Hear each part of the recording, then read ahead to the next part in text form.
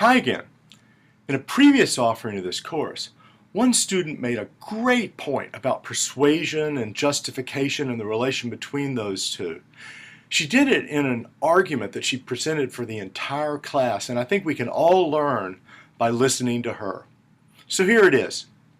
Strong arguments don't always persuade everyone, by Jessica Hyde from the United Kingdom. It's not enough for an argument to be strong, valid, and sound to be persuasive.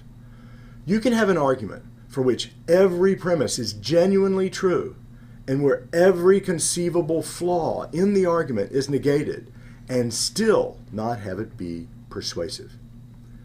There will almost always be someone who either misunderstands the argument or who blindly believes the opposite of a premise in face of facts.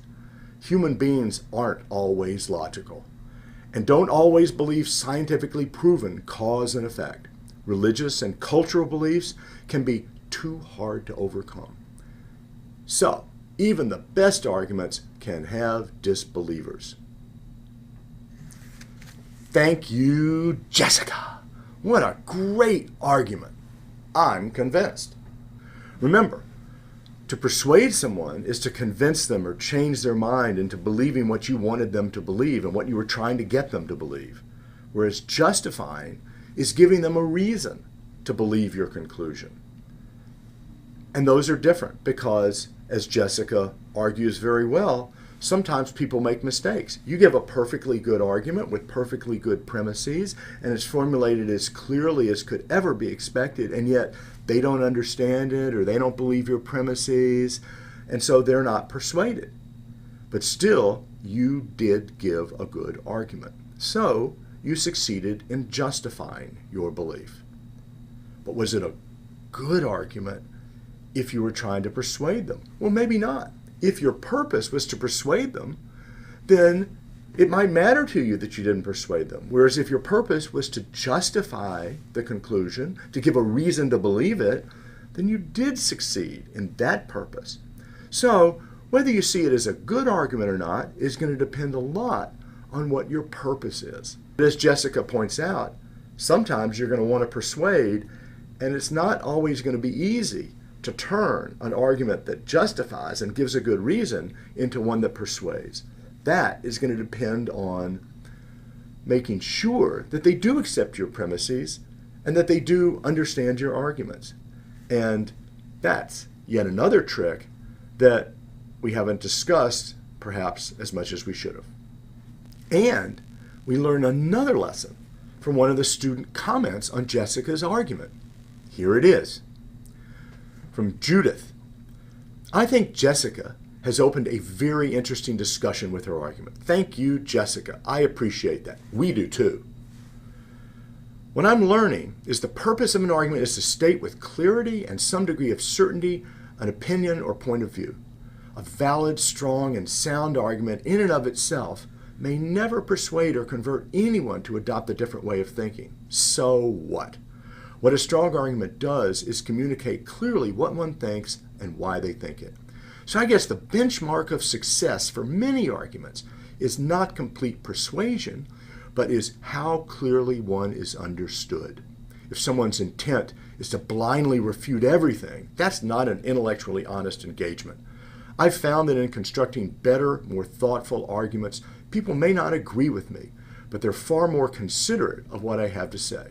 And by using much of what we're learning, I'm listening much more intently to other views. Yes, Jessica, many things do defy logic. We just keep trying to do our best. Thank you, Judith. What a great point. Because what you've done is you've shown us that there are other goals of arguments in addition to persuasion and justification. The one you mentioned was understanding. Sometimes the point of an argument is not to bring other people over to your point of view, but just to make them understand why you hold the position that you do. You're trying to show them your reasons, even if you know that those reasons are not reasons that they themselves are going to accept. Well, why would you want to do that? As you say, because it makes them more considerate of what you believe and of you. Because if we understand each other and the reasons why we hold our positions, we'll respect each other more and be more considerate. Not always. Of course, there are going to be exceptions.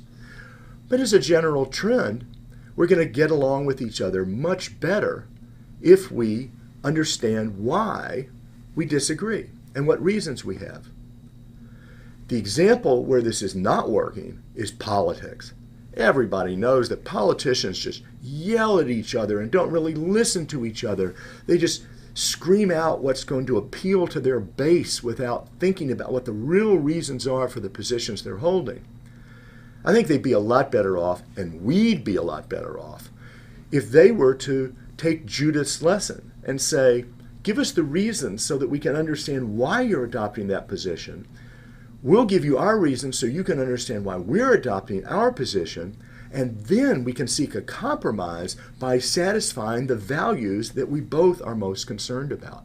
And arguments can play a role then in helping us cooperate with each other and live with each other and compromise on the very important issues that we all face. Another lesson that Jessica and Judith have taught us is don't set your sights too high. If your goal is to persuade everybody, you're going to be constantly frustrated because there are always going to be people out there who don't understand your argument or who understand it but are obstinate and refuse to accept your premise no matter how well you argue for it. So, if you try to convince everybody, you're not going to succeed. So give it up. You can't convince or persuade everyone. Still, you can accomplish a lot. You can help them understand you. You can come to understand them. And you can give them good reasons to believe your conclusion. Well, that's a lot. And that can be very important, even if they're not persuaded. And you, if you're justified in believing your conclusion, can have reason to believe that the fault lies with them, not with you, when they don't accept your conclusion. Of course, you probably can't convince them of that. You can't convince them that the fault lies with them, not with you. But still, you might have accomplished your goals if your goals are reasonable.